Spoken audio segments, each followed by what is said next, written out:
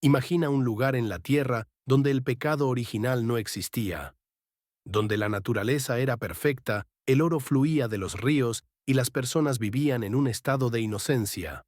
Para muchos europeos del siglo XVI, este no era un cuento de hadas, era un lugar real, y lo encontraron en América.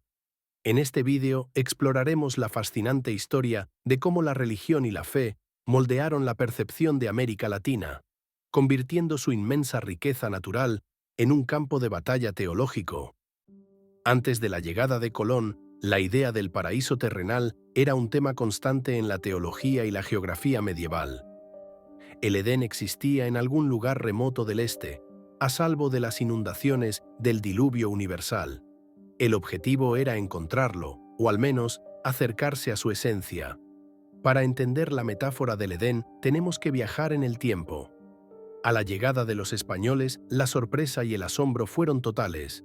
Cartas como las de Colón hablaban de una tierra de eterna primavera, con personas ingenuas y una naturaleza que superaba toda imaginación.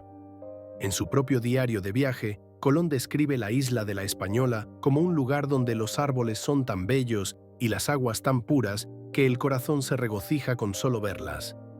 Y esto no era solo por su belleza, sino porque a sus ojos era una señal de que habían encontrado la antesala del paraíso. Un jurista y teólogo del siglo XVII, Antonio de León Pinelo, dedicó su vida a argumentarlo. En su libro El paraíso en el Nuevo Mundo, utilizó pasajes bíblicos y mapas geográficos para convencer a la Iglesia de que la cuenca del Amazonas era, en efecto, el jardín del Edén.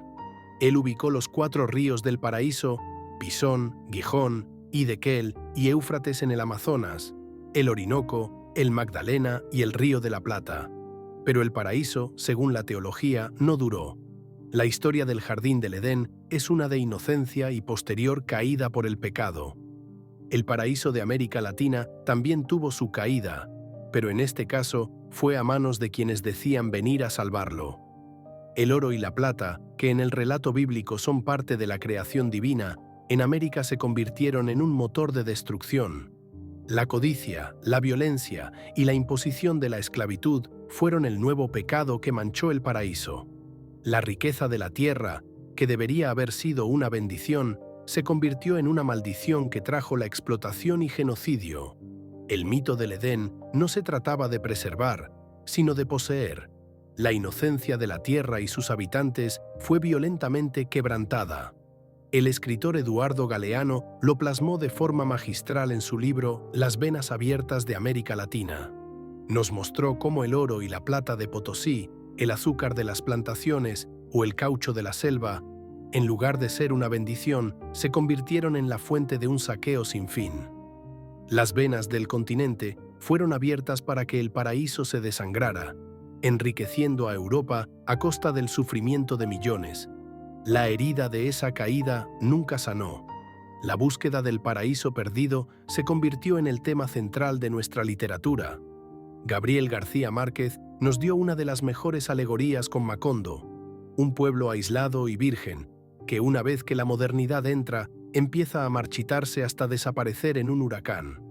Macondo es un espejo de la historia de la región, una utopía que se desintegra ante la codicia y la ingenuidad. La resiliencia de los pueblos latinoamericanos se ve plasmada en la obra de Carpentier, en donde argumenta que América Latina es, en sí misma, una tierra donde lo extraordinario, lo mítico y lo irracional conviven con la realidad cotidiana. Carpentier utiliza la historia de la Revolución haitiana en su obra El reino de este mundo para ilustrar su punto. A través de la historia de los esclavos que se liberan y construyen su propio reino, el autor muestra que la verdadera magia y lo verdaderamente maravilloso surge de la lucha por la libertad y la construcción de un destino propio, mientras que el mito del Edén presenta un lugar de abundancia y armonía original que es corrompido. La selva en la vorágine de José Eustaquio Rivera es desde el principio un lugar de desorden, violencia y destrucción. En lugar de ser un paraíso para el hombre, se convierte en un lugar que lo devora y lo aniquila.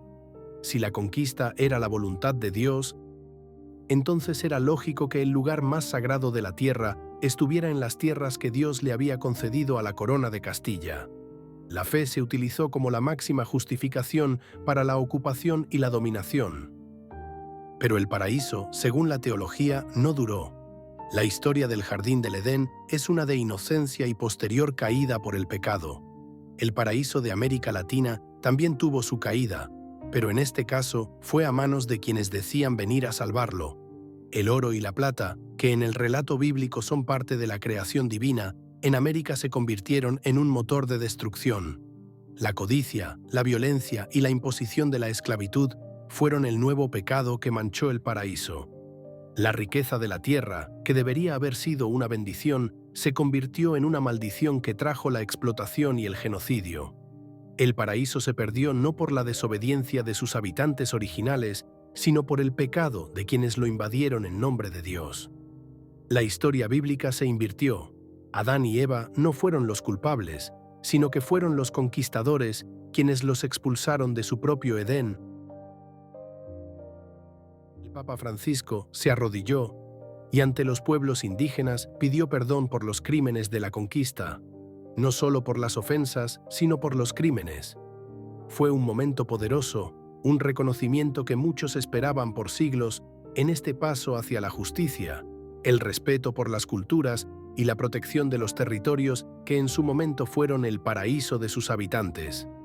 América Latina y su gente siguen en la tarea de reconstruir un paraíso, esta vez bajo sus propios términos. Hoy, la metáfora del paraíso sigue siendo una parte fundamental de nuestra identidad. Nos recuerda la inmensa belleza y riqueza de nuestro continente, pero también la profunda herida de su historia. La teología de la conquista justificó un saqueo, y hoy, la teología de la liberación y otros movimientos buscan redimir esa historia, luchando por la justicia y el cuidado de la creación de Dios.